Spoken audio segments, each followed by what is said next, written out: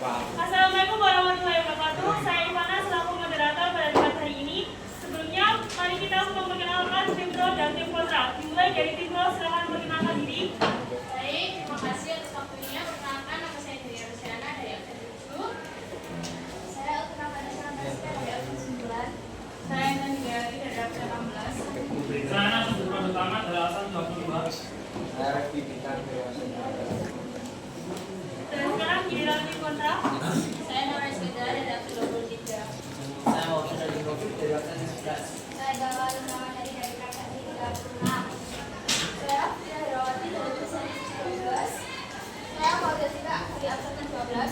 Saya Zahid Karnunor dari absen 24. Pertama, kita akan memasuki sesi materi. Setiap tim diberikan waktu 3 menit. Dimulai dari tim kontra. Baik, terima kasih atas waktu yang telah diberikan. Pro. Maaf, maksud saya tim pro. Baik, terima kasih atas waktu yang telah diberikan. Keberhasilan terbaru dalam mengatasi krisis ekonomi pasca COVID-19 menjadi titik balik penting bagi pembangunan nasional. Dengan penerapan kebijakan ekonomi yang stabil, mengadakan teknologi, serta menghadiri terhadap investasi asing, pemerintah saat itu mampu menekan inflasi yang sempat mencapai lebih dari 600% dan mendorong pertumbuhan ekonomi.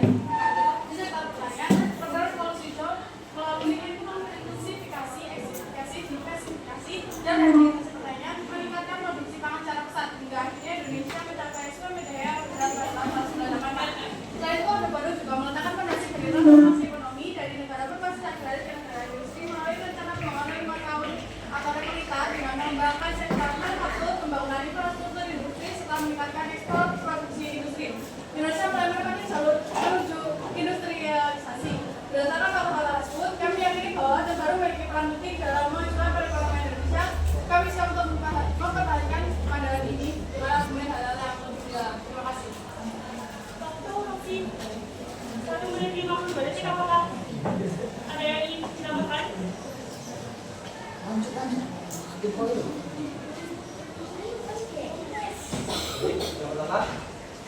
stabilitas ekonomi menjadi prioritas.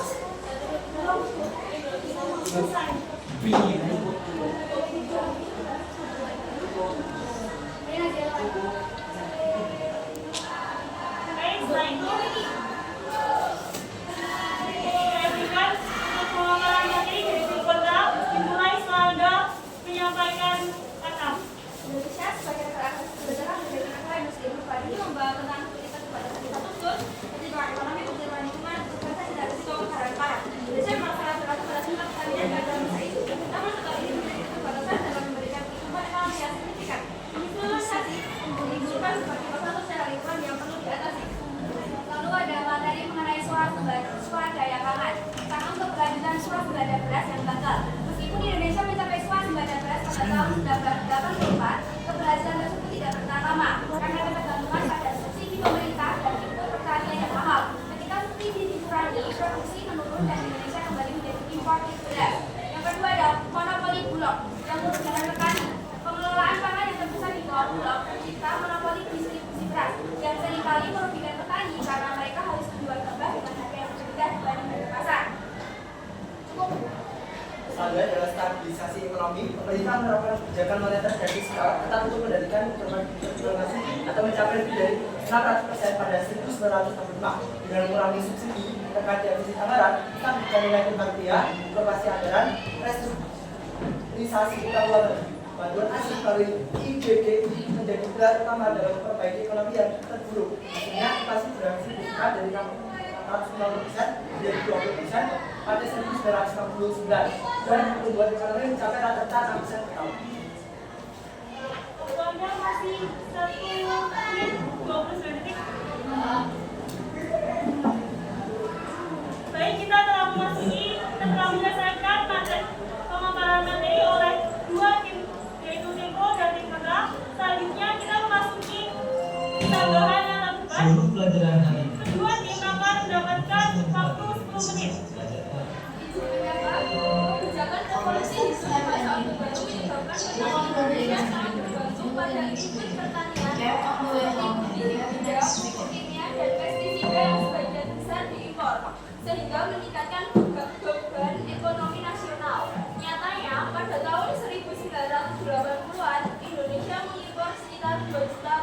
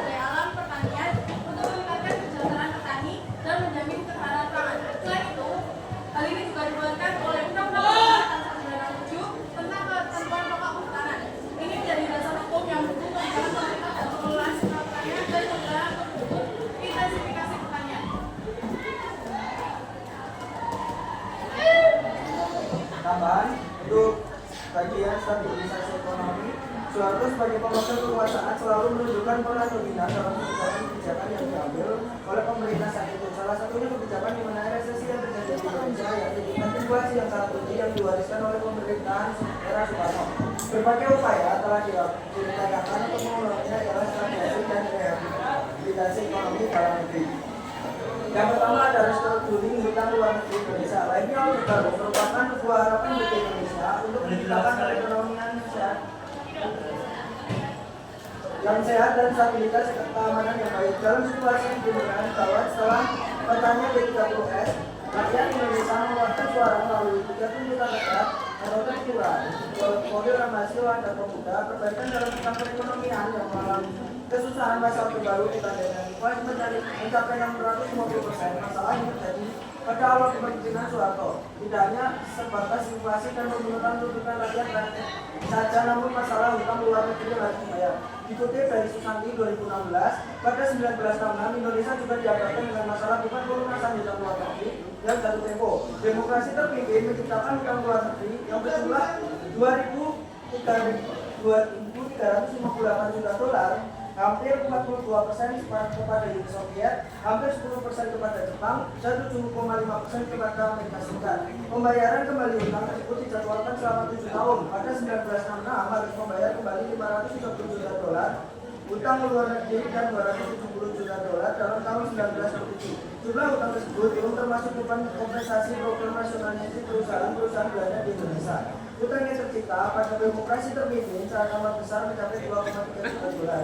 Hutang tersebut berasal dari Amerika Serikat, Jepang, dan Uni Soviet yang telah dijelaskan tadi.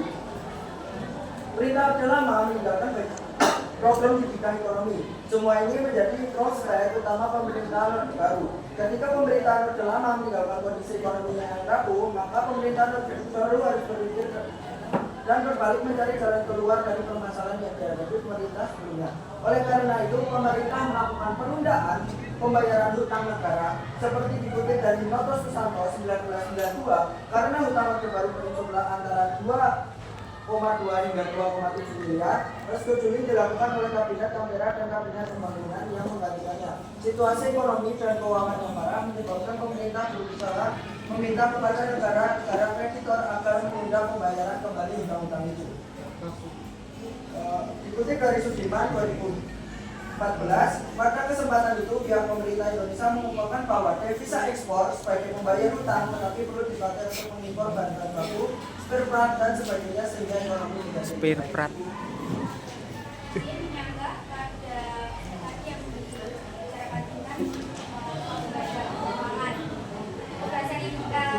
Swasembada pangan tidak tahan lama atau keberhasilannya berlangsung dalam waktu singkat. Setelah beberapa tahun, produktivitas pertanian menurun akibat ketergantungan pada subsidi pupuk dan benih tanpa modernisasi pertanian yang berkelanjutan.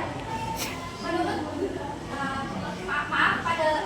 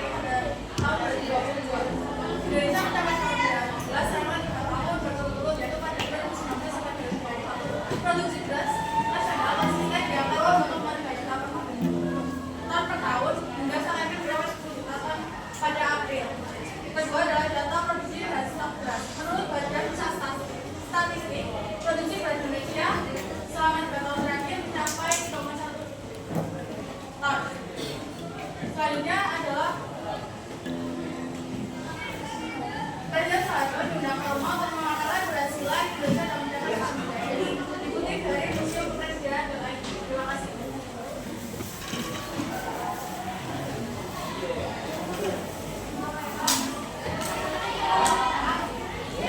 Kembali kita berhasil, tapi kan nanti bakal masyarakat kita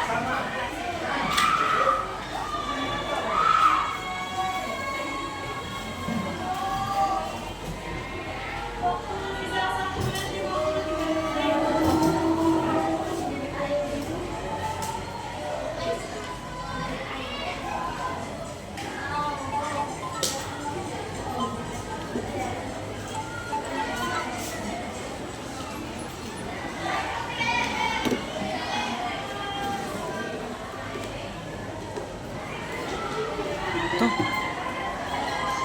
53 detik. Gentenan.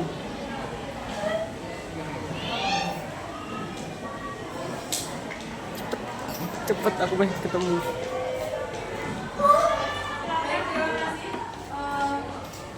Indonesia telah menunjukkan kemampuan untuk mempertahankan berdaya atas melalui berbagai upaya dan kebijakan strategis. Hal ini dibuktikan dengan adanya peningkatan produksi beras pada tahun 2025, lalu juga adanya peningkatan dari kelas Bulog, lalu kebijakan harga melalui perintah KPP.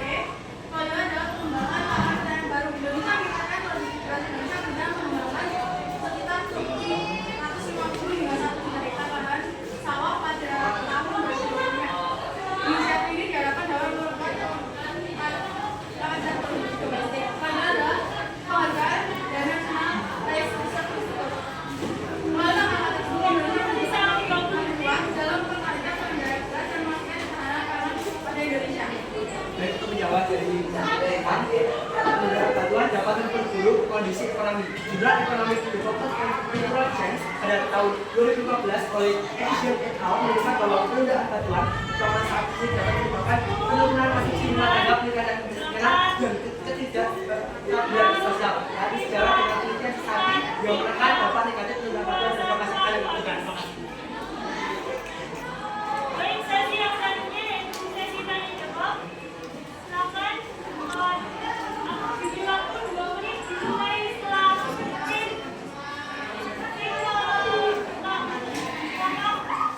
memberikan pertanyaan dimulai dari sekarang. Jika kalian mengklaim bahwa dalam pertanyaan atau kebaran gagal, maka mengklaim jawaban seperti apa? Mengakui keberhasilan Indonesia dalam segala pertanyaan pada masa itu.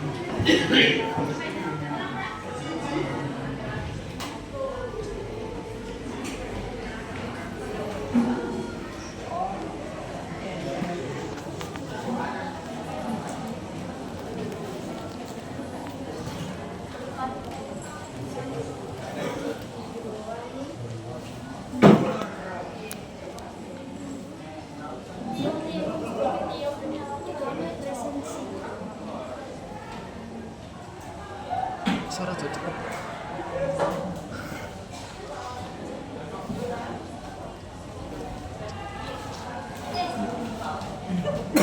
Waktu tersisa 2 menit.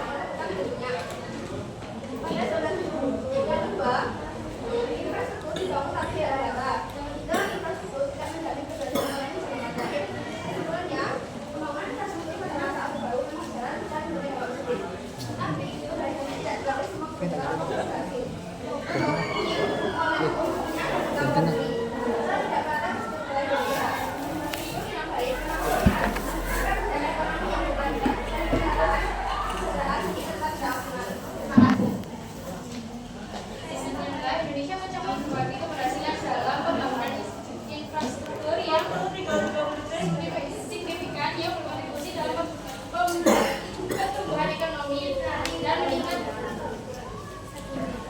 konektivitas antar wilayah. Yang pertama, meningkatkan panjang jalan. Pada tahun 1270, total panjang jalan di Indonesia mencapai 84,297 kilometer. Angka ini meningkat menjadi 4, menunjukkan peningkatan terbesar 74% pembangunan jalan yang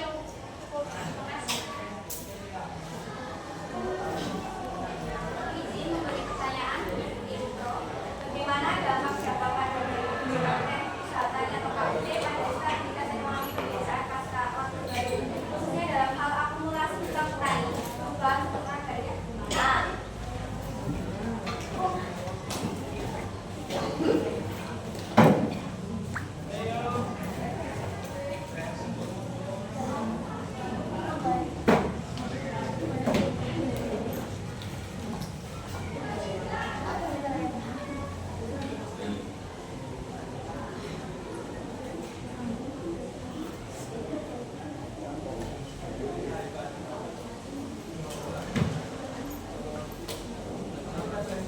Mohon diperhatikan waktu jalan.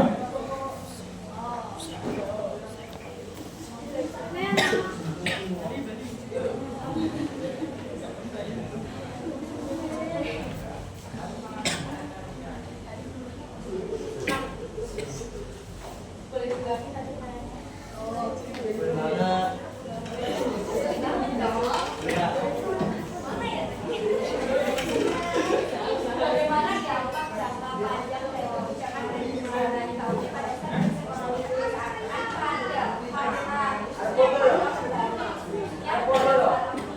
akumulasi utang petani?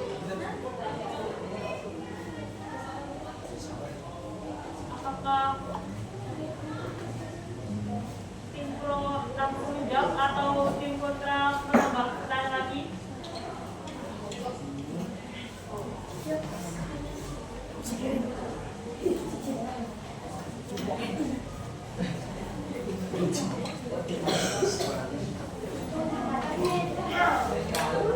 Jawab bahwa jangka panjang KUD pasca Orde Baru yang mengalami peningkatan akses petani ke pembiayaan. KUD menjadi pelopor dalam membuka akses permodalan bagi petani kecil yang sebelumnya sulit mendapatkan pinjaman dari bank. Yang kedua, mendorong modernisasi pertanian. KUD memicu adopsi teknologi pertanian seperti penggunaan bibit unggul, pupuk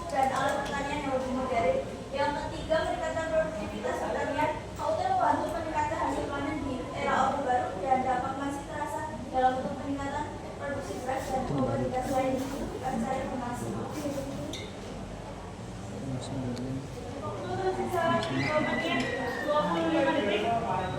Izin menjawab, laporan dari BRI atau Bank Rakyat Indonesia menunjukkan bahwa tingkat kredit macet KUT pada akhir 1980-an mencapai lebih dari 30%, menunjukkan bahwa banyak petani yang mengalami kesulitan ekonomi setelah mengikuti program BIMAS. Petani yang gagal membayar hutang seringkali kehilangan akses ke sumber daya finansial di masa depan. Untuk yang terakhir, Kementerian Koperasi dari UKM mengungkapkan sejumlah temuan penyelewengan dana kredit usaha rakyat atau KUR sepanjang tahun ini. Dana yang mestinya ditujukan untuk pengembangan usaha justru digunakan untuk hal yang sifatnya pribadi, seperti renovasi rumah hingga membeli mobil. Makasih.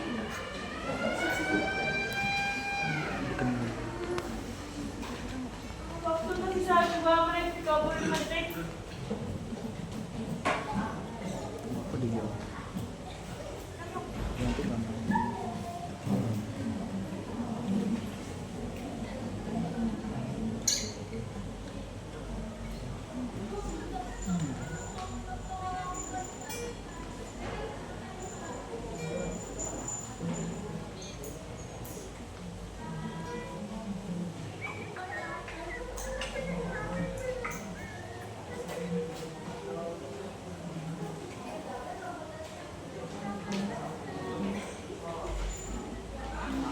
Waktu tersisa 2 menit.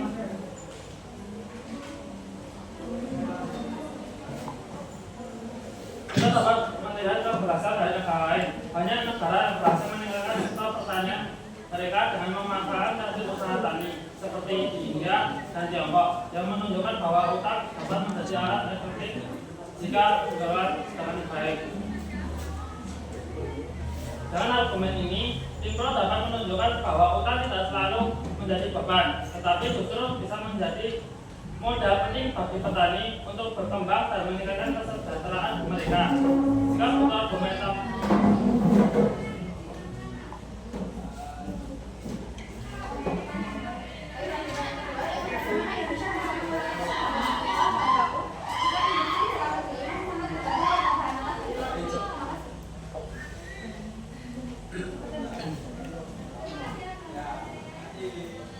Tersisa 50 detik.